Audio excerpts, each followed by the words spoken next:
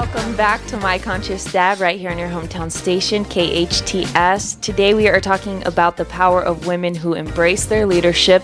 We have Maggie and Angela here today, and we just got Betty Spruill on the phone. So we're going to go ahead and I'm going to let you introduce her. And yeah, Betty Spruill is an amazing human being. She's an amazing light for the world and huge hero in my life. And I want to thank you for being on the call, Betty. Thanks for taking the time. Well, you're welcome. Thank you for inviting me. Absolutely. So listen, today's show, we're talking about the power of women who embrace their leadership.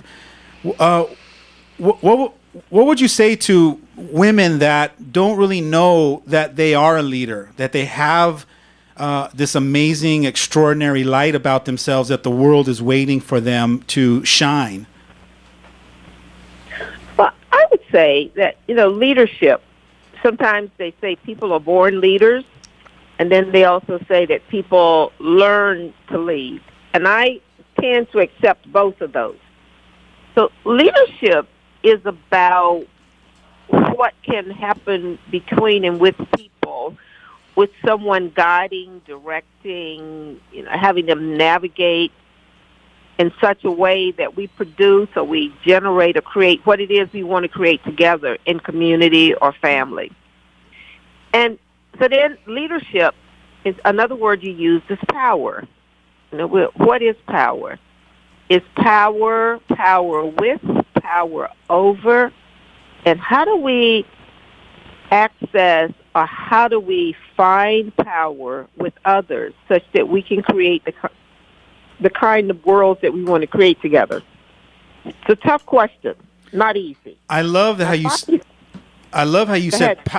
said power with, that you open up that distinction that there's power over versus power with. Yeah. Because that seems to be what I was trained or taught, which is power with. And I feel like this whole conversation we've been having in the last half hour, we've been talking about power with. Yeah. Not like, me versus you, but us together. And I think that's really, a powerful distinction is to highlight both of those. Mm. Yeah, and it's a new kind of learning, especially with the feminine, especially with women. Now, historically, women have shied away from power. Even in the courses we do, we ask people about power, who's afraid of power, and it's because of the ways that power has been interpreted. Yeah. And yet at the same time, one of the most powerful forces on this planet is giving birth, right? That's every time a life comes onto this planet, which comes through the womb, it adds to the whole power base of this universe that we all dwell in and share together. So what is power? And a part of the work we do is asking people, what are they afraid of with power? What's frightening about power? And we see instances in our world where power, especially with women has not always been accepted and appreciated. And I'm not making anybody a victim or to blame here. Because sometimes with power, you are not hidden. You're not seated in the background. You're not without a voice. And to have a voice and to be seen and to be heard can be quite frightening, especially if you don't know who and what you are. Does that make sense? Absolutely. Yeah. We were just talking earlier about that discovery for ourselves, about the first time we got a glimpse of who we are, and then embarked on that journey to keep wanting. I know for me, once I got a glimpse of who I saw myself to be, I was like, I want more. I need to keep seeing more of that. I need to keep experiencing more of that greatness. And so that's what started my journey of wanting to keep finding more of my light and realize more of who I am. And then I think the power just came along with that process. Does it not? It does, especially learning how to use power and work with power, because power is the force of the universe. Right? This whole universe is built on, shaped by, and is power. If you think about it, like if you're in the ocean is a powerful physical force. And when those waves start to come in, and these waves can move land, we are like that in a way with our voice And until we can use our voice, learn to use it in a innovative and creative and compassionate and loving way, we walk around afraid of what we already are, which is the power to shape and to be shaped. So yes, Alex, in terms of what you're saying, we're asking the question, who am I? What am I? And then we get to the question of purpose, which has to do with why am I? And most of the time, I found, not always, but I found that people have the most power when they can participate, engage with community in a way that they are beginning to recognize or become aware that our lives are intertwined, interconnected, and that unless the whole community is thriving and doing well, we really don't have power. And this is the power of woman. Yeah. You see, women have a deeper sense of this just because of the process of giving birth. We have that our power is not individual power, but our power is social power. And that the more we can give it away, like really, not like give it to someone else, but give it away towards a purpose and a commitment, the more power we have, the more power we can share. And the more power we give, the more power will return to us. And that's the sacred feminine knows what power is. It's about life. It's about the betterment of life. It's about the enhancement of life for all creatures on this planet. Let me say this quickly. The first physicians were women, in that they had the power to go through the mountains and the meadows and recognize the herbs that could cure people, that could heal people. And they were considered, and they would say, that woman has too much power. She knows too much about nature. She can work spells on us, which started one of the biggest murders here in this country and around the world, witchcraft. A lot of women were burned at the stake because they had an intuition, they had a knowing, they had a seeing. And so women over time have learned to not use their own awareness, their own sense of what's possible for a fear that they'll be considered out of the norm. And I'm talking a lot, but let me finish this. But again, if you notice with women also, in terms of women in leadership, it is not an easy position for women yet. And in this country, it is not an easy position. I remember speaking with my brother, who is a few years younger than I am, and during the last election, he said, I don't know if I want a woman president. I said, really? And I was curious. I said, why not? Why wouldn't you want a woman to lead one of the greatest nations on the planet? Because I don't think she can. I said, really? He said, well, what's going to happen when she starts to have her period? I said, listen, the one that we're talking about right now is too old to have a period.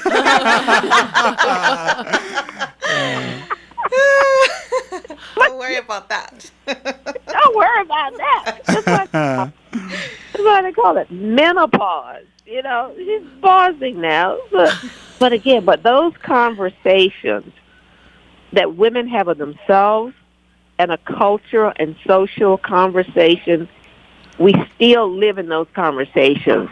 And it's changing a lot.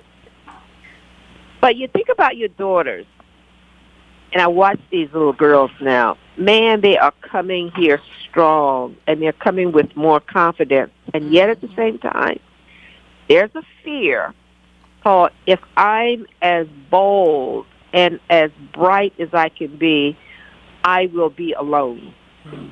Because there's no one that can handle me.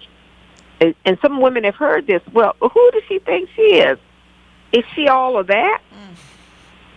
And a lot of the bullying that takes place between young girls and women. Yes, men do it too, but with women, it's more subtle how we cut each other down. All this stuff about our bodies and, body shaming. Yeah, it's just like, and we talk about women of color and ethnicity. So when somebody was talking about our great senators from California, talking about her hair, her wig, I go, where are we? This is 2017. But it's a wonderful conversation because now we start to identify ourselves as more than our looks, and that's important. I don't want to get away from it. But there's something emerging in our world today that's given us a new definition of power and what it is, and the power that comes from being grounded, that comes from being centered, the power that comes from deep care and compassion for our dwelling place called the earth and how we live here together. And so I've said enough. Let me ask me another question. Well, I'm curious because I have my own 21-year-old daughter sitting next to me, and she's been, immersed into this, transformational work and really, embraced looking at herself and self-awareness. What are your thoughts when Betty's sharing some of that stuff about young women and being afraid to really be bold enough to embrace who they are? Well, one of the things that really stood out to me was, the scenario of all the millions of women who were burned at the stakes, like she said, for being different, for being smart, for being intuitive, for being resourceful and using what, nature has, to offer or whatever we can find around us. Or what they tapped into. Yeah, so I know from personal experience when I get into that place and I'm passionate about something and I can drive this whole thing, whatever it is I'm doing, by myself. I have so much confidence and so much at stake when I get really passionate about something, and it takes only one person to come in and step in and kind of say something that makes me doubt myself or makes me kind of say, oh, well, they're right. Who am I to be doing this? Or I need them to finish this project. Or, so as a young woman, it's a little bit more difficult, I think, because I'm young and I'm a woman. So I already have two things that go against me as soon as I get anywhere close to the top. And for me, that's it's sort of surreal because growing up, I never thought that was a thing until I experienced it. So it's really emotional knowing that I could think that the world is one place and then be opened up to another side of it that is not, what to my liking. Thank you. And this is I just want to say thank you so much for sharing in this way and the feeling level about what that is, because women feel in a particular way. We're kinesthetic. Not all women. I don't want to make general statements. But even the conversation called, you're too emotional. We've heard that. Yeah, I've heard that before. You're not rational, so get rational. And what it's basically saying is be more masculine. And when you're more masculine, then I can deal with you. When you are living in the box of the masculine world, then, I can deal with you. But when you are emotional and feeling and outrageous and bold, and especially with women in their bodies, when you come to do our course, and I hope all of you come who are listening, when you come to do our course, you'll find out why a woman's body, why shame goes with it, why women learn to hurt their bodies, because it's through the body that life emerges. And without the body, there is no life as we know it on this planet. So we've learned to be disconnected from our bodies. We've learned to be disconnected from our emotions. We've learned to be disconnected from our feelings. And when we do that, we have no power with which to stand. We have no fortitude with which to move through the world. So instead we show up looking for, and we do seek it. We show up seeking people's approval. We show up wanting someone to tell us that we're okay and how we're doing is okay. Yes, that's a great thing to know, but when we fall all over to the other side called, I need someone's validation, Right. in order for me to move in the world as a force to be reckoned with, then we've given away our power. So thank you for that. And this is what's so crazy. I thought, I am 68 years old, and most of my life I've been about the rights of women, the rights of all people, how we treat our children. And I thought at this time we would be way past some of the conversations I'm hearing now. Amen. But we're not. We'll get there. I think that's part of Yeah. my commitment, and I hope I speak for the rest of it. I think that's why we decided to take on this work and continue to have these conversations. And before we go on a break, because we're going to break in a couple of minutes, but before we do that, I want to kind of tell on myself. So for me, Go ahead. my power is my vulnerability. And I feel like when I started to go down that journey of embracing my own vulnerability and allowing myself to feel my feelings and not care about what people think about me and being able to express myself, to me, that's beautiful. To me, that's my power. And I've validated that so many times working with so many people. But it really breaks my heart to know that women are toughening themselves up. Yeah. Either for like even the single women that have to be the dad and the mom. A lot of times they feel like they have to be the dad, so they toughen up and they lose that vulnerability, which a lot of our kids, we need that. Yeah. And women you're right there. You're that gift to give that to the world, and to see you guys toughening up because you think that you need to is heartbreaking to me. And I want to thank you, Jazz, for being willing to share that and always share your vulnerability. I think that's where you're at your most powerful. Yes. All right, Betty, you get 30 seconds to close us up for our break. What do you want to say? I just want to say what you said was so moving and touching, and that vulnerability is the openness to be in the world, participating, engaging, and at all times knowing that who you are is totally complete and whole. All right, with that, we're going on a break. Stay tuned for more of My Conscious Dad right here on your hometown station, KHTS. Welcome back to My Conscious Dad right here on your hometown station, KHTS. Today we are talking about the power of women who embrace their leadership. And before we have to finish up the show, I wanted to thank all three of you and Betty as well for being in this work and sharing, your light and everything. Just in the last hour or so, I've been so moved, to tears, literally. So